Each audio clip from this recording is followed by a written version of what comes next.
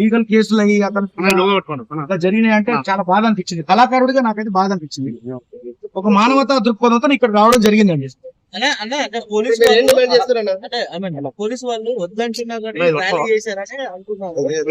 Video release అయింది, దాని వల్లనే ఎక్కువ ఎఫెక్ట్ అయిందని. అంటే మీరు వెళ్ళండి వెళ్ళండి అని చూశాను నేను ఇంతవరకే, కానీ అది దాని గురించి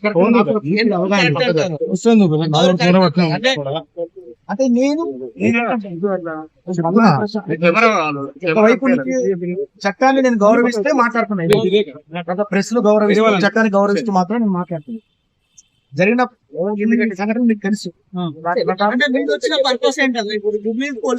రావాలి తమ్ముడు గురు, నేను లోపల అతనితో ఎలా మీకు తెలుసు కదా, తను రైతు బిడ్డ వస్తే నేను పాట బిడ్డ వెళ్ళాను. తను గెలవాలని నేను కూడా సపోర్ట్ చేశాను, శివాజన్లతో సహా అందరూ సపోర్ట్ చేశాను.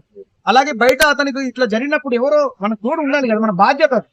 ఇప్పుడు అతను ఇది అది ఒక క్రిమినల్ గా కళ్ళ ముందు కావాలని చేసిన కేసు అయితే నేను ఒక క్రిమినల్ తన అభిమానులు తనపై దాడి చేస్తే పల్లవి ప్రశాంత్ పై కాదు కదా, అంటే నేను తన అభిమానులు దాడి చేస్తే పల్లవి ప్రశాంత్ పై కేసు పెట్టాలని మీరు ఎలా చూస్తారు?